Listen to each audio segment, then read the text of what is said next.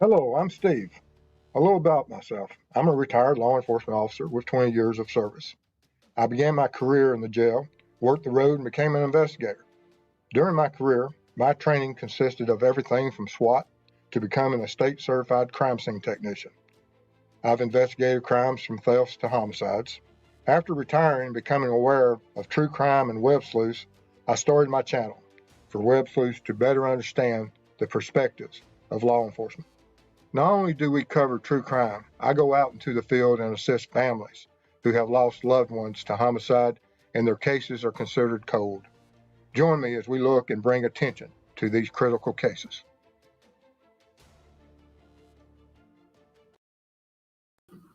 Hello, everyone. Glad you're able to join us tonight.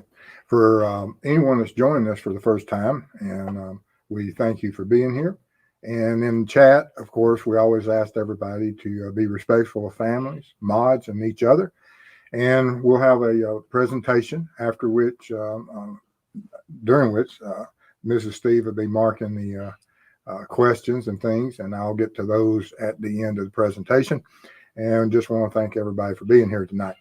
And let's see, we have a new member, I think, don't we? We do. Willow Rain, 73. Thank you for being a member. Appreciate it. It means a lot to us and allows us to do things where our cold cases and that we wouldn't be able to do without those supporters. Thank you. All right, you ready? I am ready. We're going to be talking specifically tonight about the Kohberger. We hadn't looked at that case of where the homicide of Madison, Kaylee, Ethan, and Xana in Moscow, Idaho occurred. And we're going to be specifically looking at, there's been some news information that's going out that he's being looked at as far as possibility of committing other crimes, because it is unusual for an individual to start committing crimes of this magnitude at 28 years of age. And so there's great potential that he is some type of offender, has some type of criminal history in his background. And they will be looking at that. And we're going to be looking at some of the things, not all the things that law enforcement will be looking at, but quite a few things, because there's no way you could get everything in just a 1 hour, hour and a half show. But we'll look at some of the key things that law enforcement will look at, and what type of task force and that they would be paying attention to. And because it's been out there that there's possibility of Kohberger's relationships through dating apps and other means of communications, not only with these victims, but with others. And of course, that will be a focus of one part of the investigation with that task force. But anyway, let's get into it. This, of course, is Brian Kohberger, who committed those crimes against those victims. And we don't currently know the motive of why such a crime would be committed. We do know some background about him, and he has issues of things that he did and certain searches he made while attending a college in Pennsylvania. And it appears that he had a troubled background in Pennsylvania. And some of the notable issues that's currently in the news is that Chris Como, of course, says that he can report exclusively that authorities in Pennsylvania, where he was arrested, are investigating potential involvement in other outstanding homicides. How exclusive is that? And what does it mean? Of course, we've always known that law enforcement would absolutely have to do this. And what would be the timeline and the time frame that they will be going out there looking for these potential cases, and how would they do that, and how would they proceed? Because we got a 28-year-old male that, of course, has been able to drive for at least 12 years. And, you know, there's always a potential, either in younger age, of him driving illegally. But if we just take the 10 years from 18 to 28 that he could have traveled freely um, through multiple states, and how would they ever track him? Of course, there's a lot of different ways that they'll look at his digital footprint because we're in that age now that we all have our own methods of payment and how we interact with when we travel and how we purchase fuels. Even back when Ted Bundy, they were able to associate some of the crime scenes with Ted Bundy's travels way back before the digital age, just through credit card and his financial footprint of traveling the country and buying and purchasing fuel. And they'll do something very similar with Kohberger. That as and it's not that they're going to have to go back for 10 years and track every fuel purchase. No, what they will do is that they will look at individual cold cases for specific dates and times.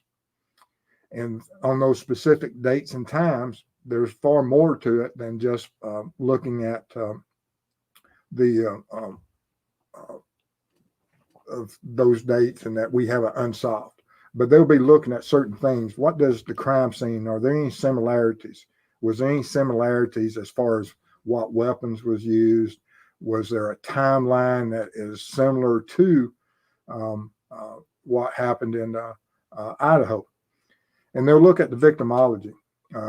And they may go back in these cold cases and where they don't have a very clear victimology, that they will see what was the age of the victim. Is it something close, parallels the ages of Kohberger at that specific time? And would there have been any possibility of that victim being what we now know as being catfished, or potentially, I guess I need get this over here. You might be able to hear me a little bit better. But yeah, see if they say they can hear me better now. But they'll be looking at all the potential that from that victimology of each of the cold case victims, and see if there's any mentioning of individual from Pennsylvania attending college, any type of stalking, and interactions with an unknown male, first date, dating apps, and things of that nature.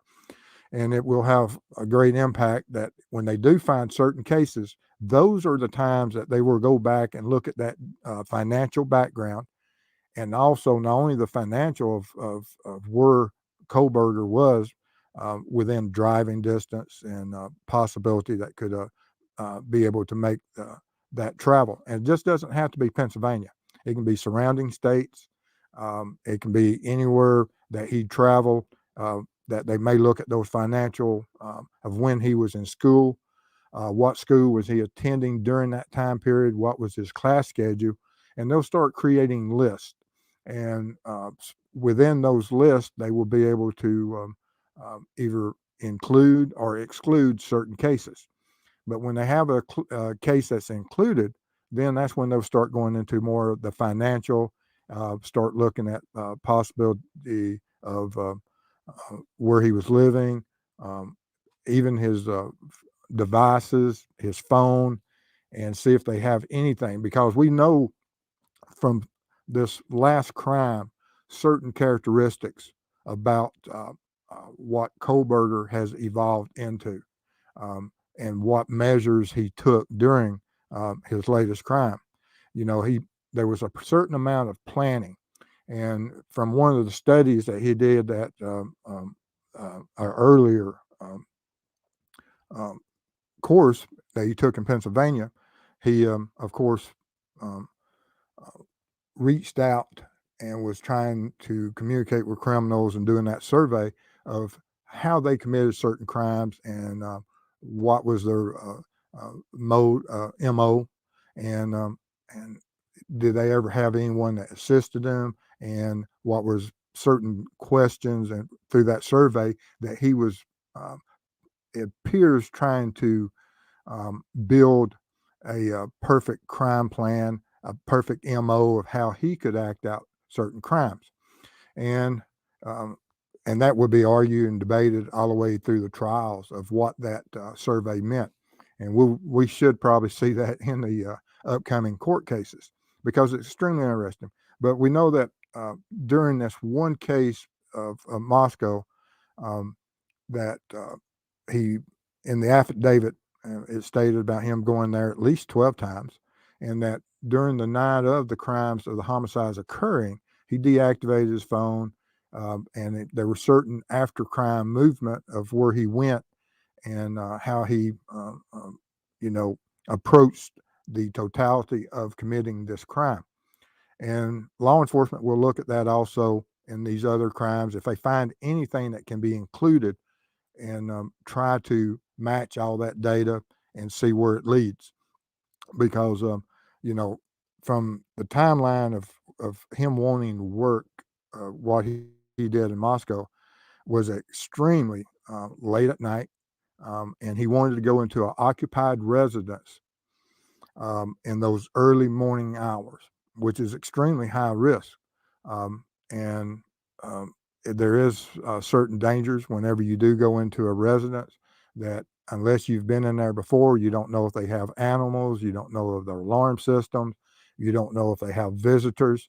And so there is a certain amount of risk that a offender would have to take, which can also feed into their fantasy and to their power and control.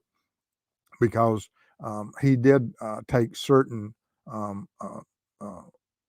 steps towards being physically fit.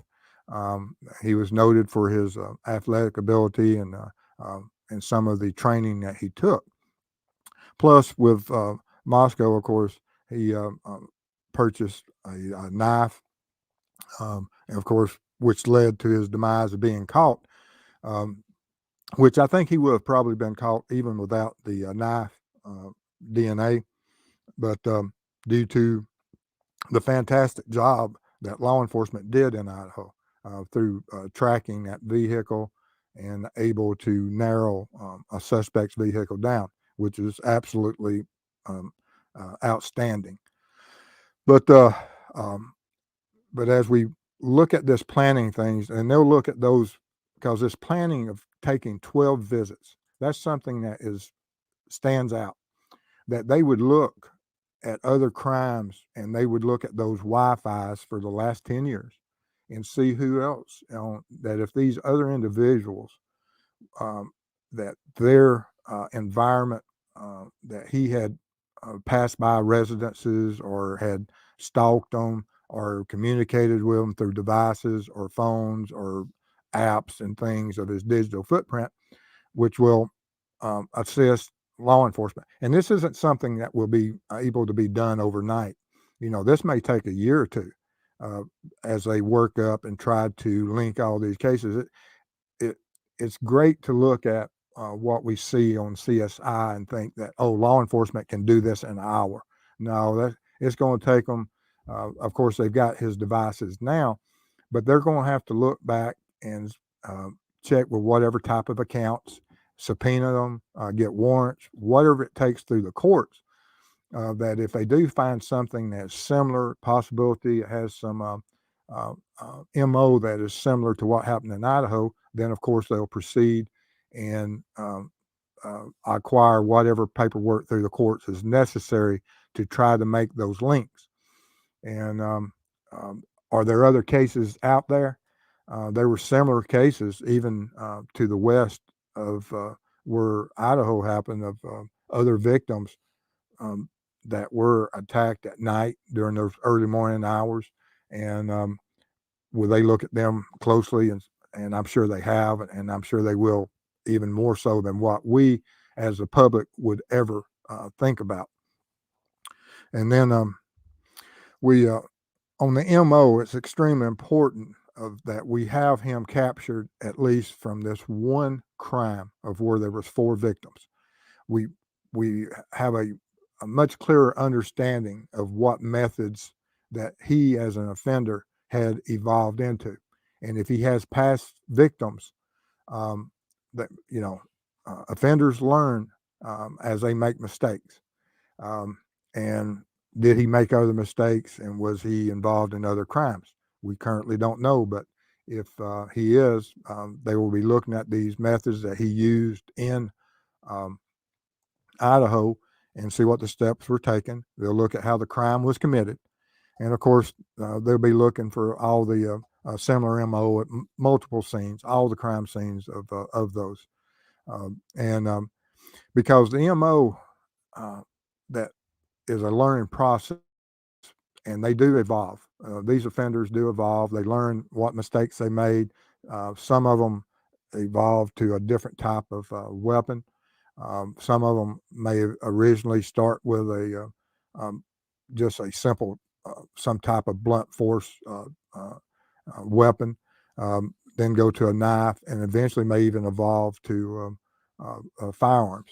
And we can see that with different offenders. Ted Bundy, of course, tire iron and blunt force he used on multiple victims. And then you have other offenders such as the Golden State killer that he was used firearms.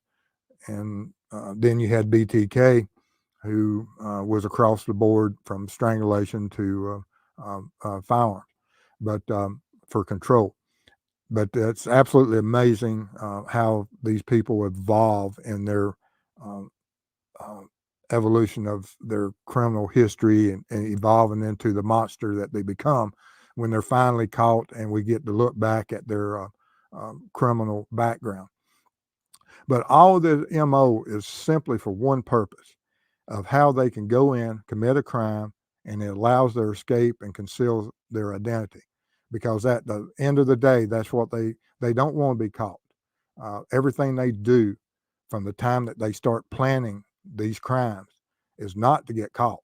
It's to be able to commit that crime, fulfill their fantasy, and whatever sick fantasy it is, and then be able to escape that, and then go on, and whatever that cooling off period that BTK spoke of, and BTK said that he had multiple people under surveillance during the times that he was active.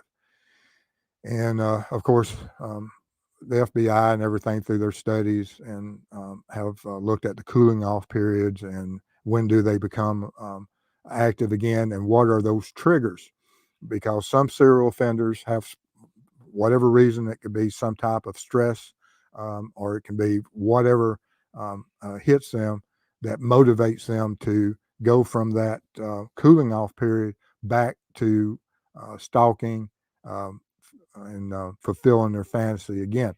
And some of them, all of them work different. They're not any type of time frame on these guys, but towards the end of them, normally some of them will pick up, especially the disorganized, that they'll have that they'll steadily get a little bit messier and start making more mistakes, which leads to their being captured, which is a great thing for law enforcement and for the communities. Because without some of these offenders messing up, and when we have the evolution of the DNA and things, and what we have now with the digital age, where we can go out there and find those financials, those fuel purchases online, the big box stores, it's at fingertip, because we got these companies that we can, how many people just use cash now? And so we have credit cards. So it's so easy to go out there that once we identify a potential crime, that we can go in and say who was in these areas that may have purchased certain things, and where were they at? Because when you're looking at some of these cases, that okay, we have a date here that it's November the 1st, but if you have that this individual is somewhere else on November the 1st, then instantly he's not. But if you find that he is within a certain distance of, then that keeps him on the list. So the financials, the fuels, all the different types of purchases can include or exclude individuals. And then we have that if we get him on a short list, what's going on? Oh, this is going to be good. Okay, if we get him on a short list, that, okay, so that we do have November the 1st, we have a case of an individual and he meets everything. He's been in the area, he's made purchases. We know that he's meets the MO. And then we get to look at his phone data. Did he turn that phone off during a specific time? Were his devices recognized in the area by Wi-Fi? What were his computer searches during those times leading up to that cold case? Was there any type of dating apps or things that might include him rather than exclude him from being able to commit these crimes? And like I said, it's so complicated, but and it's very simple just to look in hindsight. And like I said, this isn't everything that they're going to be able to build on those boards and link uh, individuals to these cases. But first, they'll look at the cases, and within the last 10 years, I would imagine, or at least I hope that's what they would be doing, and either include him or exclude him because it doesn't, it's very easy to track individuals now. He was in college, so we know where he was at during certain time periods. Now, when he wasn't in class, when class is out, those time periods may be a little bit more difficult. But then we have to see where did he take his spring break? What were the crimes during those periods? Did he go on spring break? And what evidence do we have that he may have went to Florida or to New Jersey or wherever people go from Pennsylvania for spring break to the Great Lakes? Um, um, and what would his, at that time period, who was his interactions with? And like I said, it's nothing easy for law enforcement to do, but they'll have a task force that's looking into it. I'm sure Pennsylvania is absolutely involved because they're the ones that that's where he was at during his early college years, and started doing some of these or doing that disturbing survey. And could he have committed crimes prior to that survey? Absolutely. He may have been seen. I was making certain mistakes, and he wanted to better himself before he got caught. Uh, don't know. I don't know what goes on in the minds of these deranged individuals, these psychopaths. They're narcissistic and they think they're the brightest, greatest criminal masterminds that's ever walked the face of the earth. But that's not the case. Um, and people make mistakes, and that's um, some of the mistakes he made that night in Moscow absolutely led to his arrest and capture. That without those mistakes, where we would be, um, we would be sitting here looking at a not quite a cold case, but moving towards it. But we have to applaud law enforcement for what they were able to do in Idaho. And but they would look at all of this, and then whenever they did narrow him down, say everything started matching, and they would look for the weapon that he might have purchased. What type of weapon was it? And how much control did he have? Did the victim ever report any strange activities? Was there certain things going in the neighborhood of night crimes? I used to answer a lot of calls. We used to have people that would commit certain crimes only at night. Your peeping toms, your people that would go out and stalk others, and they would look at all that. And if they have a cold case that's say 5, 6, 7, 8 years old, they'll look at what vehicles he had access um, during those past times, and what will they be able to find those vehicles and possibly even process them? Because if he's on the short list and they can't exclude him from a crime, they're going to have to find what was his mode of transportation at that time, and what would that mean to the case if they can find any type of DNA? Because I do still think that the greatest evidence that they're going to have against Kohberger will be found in the vehicle that he used the night of the homicides in Moscow. Because if he took any of the evidence from inside that residence and he took it to that vehicle, he would have done that also in past crimes. At least I hope so.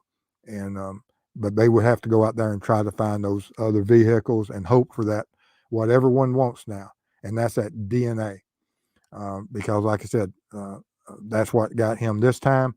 And over the years, you know, 10 years ago, we were nowhere near the technology of being able to analyze DNA that we are now. And I can only imagine what we're going to be at in 10 more years. And but they would look at everything of how he's committed all his crimes, um, especially based upon his potential of what he did that night in Moscow. But anyway, with that being said, do we have any questions? We do have questions, and we've got a couple of announcements. So Excellent. Hold on one second. Let me get my situated here. Okay. All right. So let's see here. Hold on.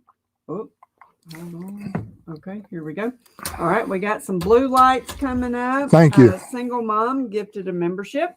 Excellent. Appreciate it. Miranda Lee, 1 month member. Thank you. Is my blue light working? It is. Okay, perfect. We have new member, Adventurous Spirit, 66. Thank you. Appreciate it. Awesome. Sarah IAOS, new Okay. member. Thank you. We appreciate that. And Jackie Douglas, new member. Thank y'all so much. All right, now I think I can rest my hand. Okay. Well, we want to thank all of y'all for joining on the membership thing, and we appreciate it. Normally, we have all our members. We have on Sundays, we have our members that include all our members, regardless of what tier, from the patrol to detectives up to commanders. And we normally have a show on Sundays. This being Easter, of course, we won't have that show, but the next Sunday we will. And then also on Wednesdays, we have one we alternate between the commanders and the detectives. But I appreciate all y'all that allow us to go out there. We've got a case that we're looking at in Texas, which I want to talk and tell all the members. Had contact with the family property owners today, and they said it's a go currently for May. So that's good news, and I wanted to spread that and share that with y'all tonight. Thank you. Okay. All right. And Molly, isn't it pretty, quote, Captain Obvious, that PA would look at any open homicide, essays, break-ins in relations to where BK lived his entire life? Yes, it is. But, the manpower of being able to do that, they're going to look at some of these unsolved cases, the homicides, the missing persons, because it's not always that there's a lot of missing persons out there that are categorized as far as they're just runaways. They're not victims of homicides. And that's not always the case. And so it's going to be a little bit more difficult, but they're going to prioritize some of these for the fact that they have to, rather than all the burglaries and all the break-ins. And because the manpower it will take just to look for the homicides and the missing persons is going to be huge. You're probably over 10 years looking at quite a few numbers of people and trying to go back and find those victimologies. Now, not saying that's what they're doing. They may be doing exactly what you said, but I would, if I had any part of it, I would prioritize that. We're going to start with the known homicides, and then we'd have the missing persons and those that could be potential that are just unknown homicides, never been found. Okay. Had that. And then another blue light. Angel Zinza, Angie, I don't want to insult you on your last name, but love your show. Got to your show through Mob. You and Mrs. Steve are the cutest. Thank you. Oh. Appreciate it. This is what 33 years would do to you. Oh. And absolutely, we have anniversary next week. Yes, we do. We do. We do. Anniversary next week. Looking forward to it. But thank you. Appreciate that. Appreciate your support. It means a lot to us. All right. And Mr. Steve, why do you think PALE leaked this to the press? We all assumed they've been looking at unsolved cases since his arrest. But do you think now they've zeroed in on something in particular? It, you know, yes. I mean, it's not groundbreaking that they would do this, but it is odd that they have done this. And of course, some of the attorneys, their opinions, some of the defense attorneys, is that this is one way that law enforcement can muddy up the waters, muddy up the past of an offender that they're about to go to trial. Not that you would have to muddy up anything about Kohberger history of the if they have that much evidence. So I really don't give a lot of credibility to that. Of course, that's what defense attorneys are going to claim. That is the reason. But I do believe that they probably have found some crimes that are similar and has gotten the hopes up of certain investigators, and maybe some of them are a little bit overzealous and have contacted the news media, and that has created this. But regardless, the attention that this brings to the case, keeps it to the forefront, means the more people that will be aware of it and the potential for new leads to come in, not only on cold cases, but on the actual Idaho case.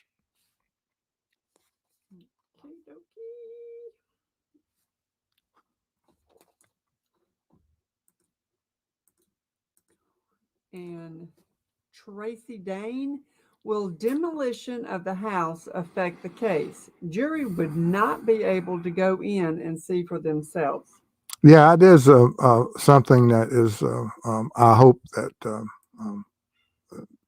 doesn't happen. But I don't know. They may have went in there and they may have a total, absolutely 3D of everything that you can imagine. That they've taken the latest technologies, and you can walk through a virtual crime scene, and that may be the case. But we'll have to see about that and see how far and what they've done. But anytime that if you could preserve it, it needs to be preserved. But there's been cases throughout our history that with far less technologies than now and without crime scenes that have been prosecuted successfully without going to a crime scene. Because it may be years before this thing goes to court.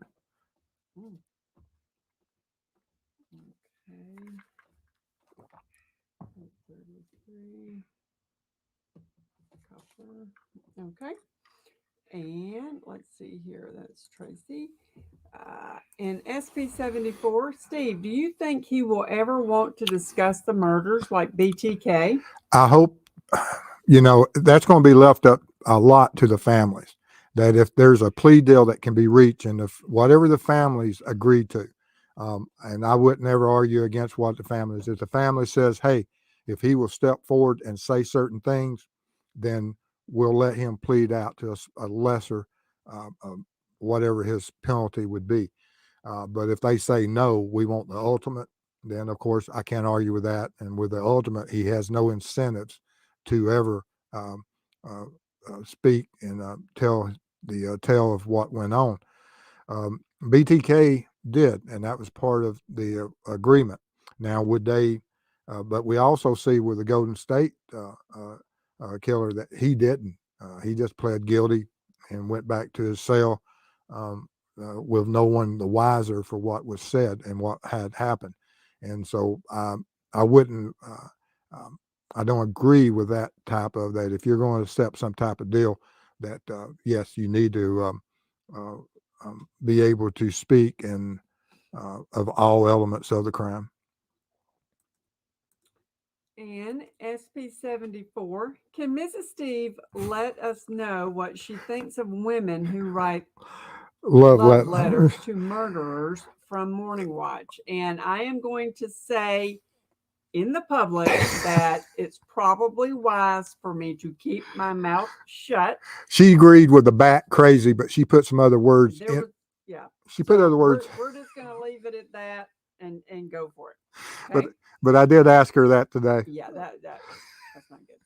All right. And Katrina at True Crime Web, do you believe the audio that came out was from the night of 11/13? No, Okay. no. That was quick. All right. And Glam, Mrs. John, who funded BK's drug habit? Do you know? Normally, when they're young, of course, it's within the people within their neighborhood, within the family members, their friends, whatever their circle of friends are, they take whatever it is that has to feed their drug habit. As they get older, of course, the criminal enterprise will grow and they may go out and burglarize. And, there's other things as far as trafficking themselves to fund such a drug habit. But there's a lot of different ways that different criminals fund those, and it can be anything from robbery to other means. Okay. Man, they're working me tonight. Okay. Good. Make her earn her keep. Yeah. I keep trying to get promoted. Yeah, she wants to go just totally admin. Yeah. All right. And Teresa, how come so many creepers commit crimes at 4 a.m.? Well, and like I said, it's extremely high risk, but some of it is part of their fantasy, and and sometimes, like I said, uh, with some of the technologies now, it has put an end to quite a few of these creepers that they're discovered uh, due to some of the modern technology. And I believe in the old technology. Give me a K9, give me a little dog, a lap dog, anything. I just want to be woke up, and you can't beat them. Sometimes you can defeat alarm systems, but not K9s. I'm just old fashioned that way.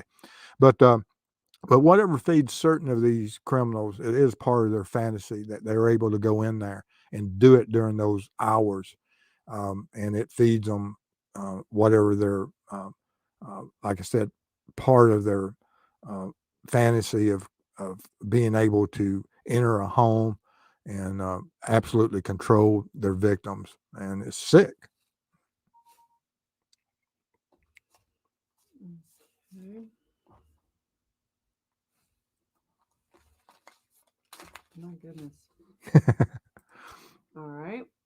And we're going to go down here and find Kamala Norris and happy 40th anniversary.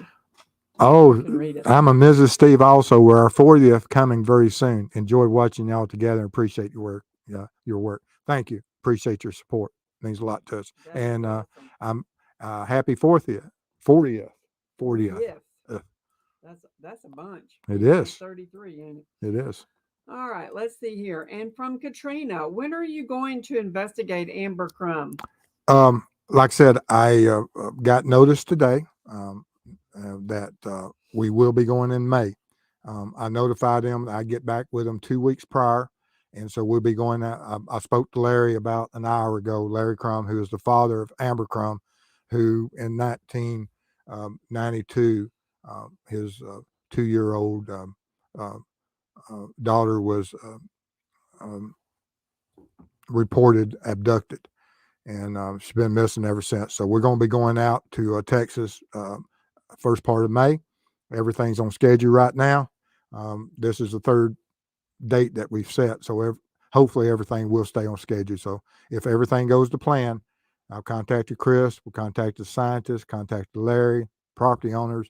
Everything's pointing towards May the 2nd. Third time's the charm. Hopefully. Okay. All right. And from Ann, Mr. Steve, a perp like Ted Bundy had targeted a distinctive type of woman in terms of appearance, at least till the end. when he went wild. Do you think BK has a victim type?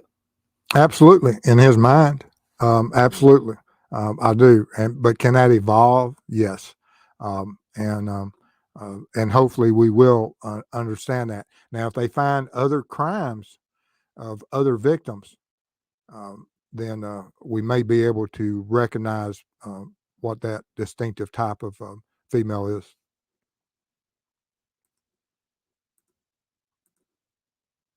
And Betsy, oh, this is me. Mrs. Steve, how is it being married to a police officer? Well, Be gentle. Be yeah, gentle. be gentle. First 20 years of marriage was rough. The first, what was it? 6, 10.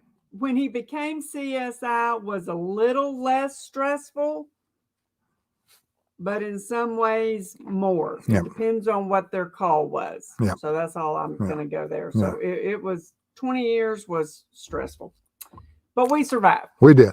We survived. That's a good way to put that. Okay, now Most of the stress probably came from SWAT. Yeah.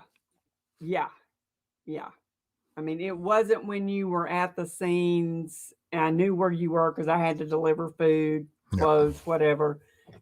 You working scenes wasn't really it. It was those unknown calls. She was CSI mom also. I was. I sewed she patches. was SWAT food. mom and CSI mom. Yeah. She brought food and stuff. Kept her fed. Like I said, it was stressful. All right. And Grumpy Cat, are you going to the Waffle House for your anniversary? We just went last week. We were just there, but it's not a bad idea. Yeah. We'll let y'all know. We might even take a selfie. All right. And Aaron, maybe Mr. and Mrs. Steve could do a special anniversary show with a Q&A, like how y'all met and such.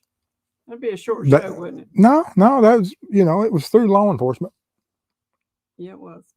We'll see. Interesting. Thank you. Yeah, we'll see on that. All right. And Phil, Steve, crime expert. Oh, can I say this? Yeah. Okay. Gary, whatever, said on the interview room that he is amazed that Kohberger took off at least one glove during the crime. Fingerprint.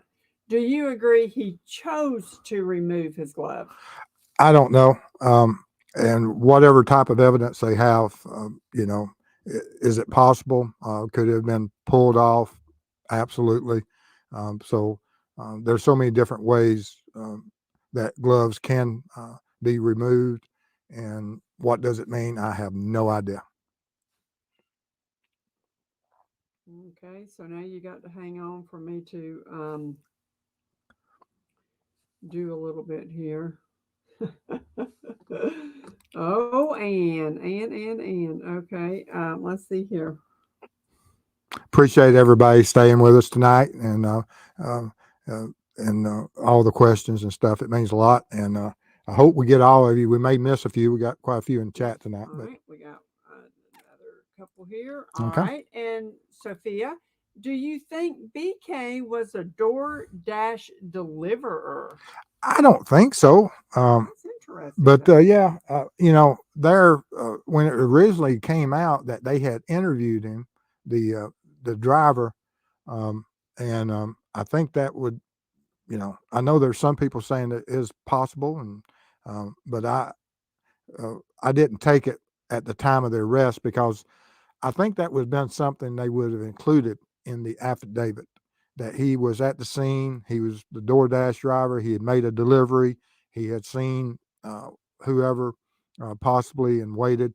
But no, I just, my personal opinion is no.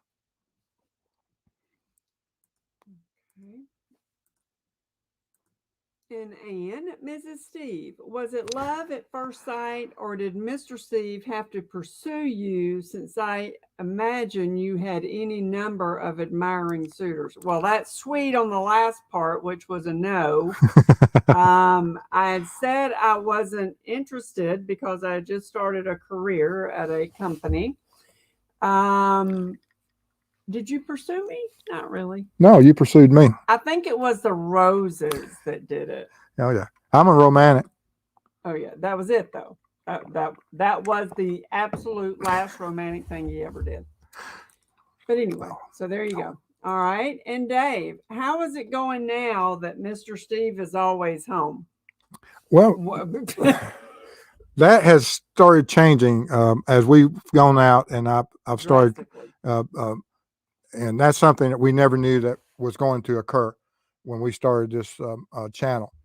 And because we never imagined that we would do Cyclops, build that database, and then we never imagined that families would reach out to us. And like I said, I just got an email earlier or yesterday about another case, and so uh, and we'll be setting up talking to them. Of course, uh, when people reach out to me on these cases, I can't talk about the cases unless the families allow me to discuss them. And so some of that stuff has to be kept confidential. And if the family ever chooses for us to create content and bring awareness to that case, absolutely we will. But if they don't, I'll work just as hard for those cases and create a plan of action and give them my 2 cents and what possibilities we have and what evidence we should look for. But um, I am being, I've started going on the road more frequent, and she made a career change so that at some point she'll be able to go on the road with me, which will be fantastic.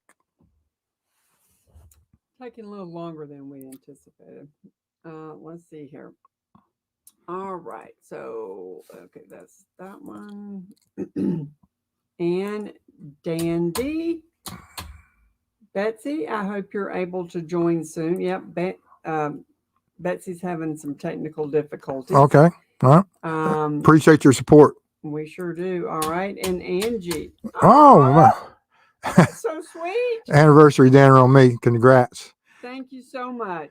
Well, yeah, you just took us out of the Waffle House. Yeah. Oh, man. Thank you. That's very sweet of you, and we'll be using that for our Texas trip on That the will crumb go to case. Texas, but we certainly do appreciate the And thought. and I will take her out to a special meal. Thank you. Yes. Absolutely. He sure will. All right, let's see here. All right, and I had another one on the DoorDash thing, and then I lost it. So Uh-oh. let's see here. Let's see here if I can find it again. Maybe it was a glove hand. Yeah, I don't see it. Okay. All right. You can just go to the comments or any more questions that pop. If y'all have any more questions, most certainly pop them in Here here. it is, Alley Cat. Okay. What they're wondering is if Kohberger ordered the DoorDash, not that he was the DoorDash driver. Oh, I've heard it both ways, and there was I think it was actually that same channel that was talking about did he order the food, and yes, I've heard it both ways, and I don't know. It is odd that during that same time period, but he would have crossed paths from the same area where the food came from to where the food was delivered, and he committed that crime within that window of opportunity. And I can see where people would jump to that. And is it possible? Absolutely. But with law enforcement, if he did such a thing, I would think all of that, with all these subpoenas that were issued for that digital footprint of all these companies, that there would be some type of digital path and evidence that would be, and I hope he did. That would be absolutely phenomenal evidence if he is the one that did that. And it will, carry great weight with the jury. And I hope that is a mistake that he did make. Is it likely? I don't think so, but is it possible? Absolutely. All right, and SP74 said the DoorDash driver went to the police immediately. Yeah, I thought there was something about they had already interviewed him. Yeah, okay. All right, so now let me. Or her. I don't know if it's he or she.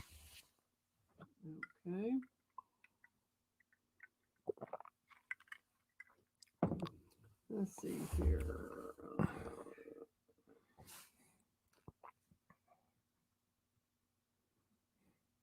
Okay.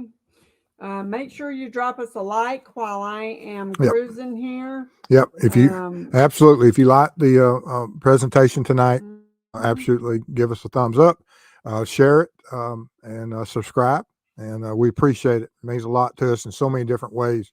Here's another question. Okay. Always when you try to sign off, right? No, All right. And Cynthia, was that actually BK's glove found? And was it in the front or back of the victim's house? Do you know? I believe that one of the gloves, and I don't know how many gloves, I don't know what all evidence was found.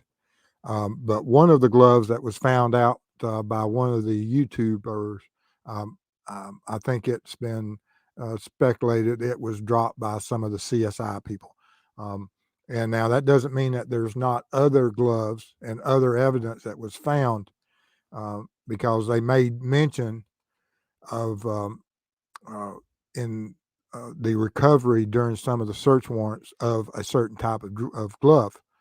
And are they trying to match that glove against something else they found? And there is that possibility. And so there may be other gloves that we don't know of that could be in that crime scene. And so generally, when they see something during a search warrant, it's because they're trying to match it to something within the crime scene. And so when they, just the mere ownership of a certain type of glove doesn't mean that you committed a crime. But if you have a glove that's recovered from a scene that match from specifically, if you can do a match of the of whatever type of composition it was of materials, and it's from the same lot or ever how they would do that in the lab, it would be tremendous. All right. You've had Sleuth out there in chat and also Ruckus is out Okay. there in chat. And I want to tell everyone that's here tonight, I was invited to Sleuth's member meeting that they're going to have in next week. And if anyone hasn't checked out Sleuth, please do so. And also, Ruckus is absolutely a brilliant talent. Um, and I enjoy him. And so check out both those channels. And thank you, Sleuth, for inviting me onto your members meeting. All right. A couple more questions. You ready? Sure. And Jeff, what I want to know is if BK hacked their network, compromising their devices, did he know the DoorDash was ordered and that was a perfect time to commit the crime? I'm telling you, some of these people have those capabilities and have those skill sets. And I really can't argue that. Is it possible? Absolutely. And Robin, if he committed other crimes, do you think it would be similar victims as the students or maybe older people? That's a great question. Probably a both, because uh, we don't know what is his motive. Sometimes it's power, and so when it's with power, it doesn't really have to be age. But sometimes, if it's some of the fantasy of certain type of individual that can limit it to certain ages, then of course it would be that age group. And so it depends on what his motive was, and so that's something that we can't really answer right now because we don't have all the data. Okay. Let's see here.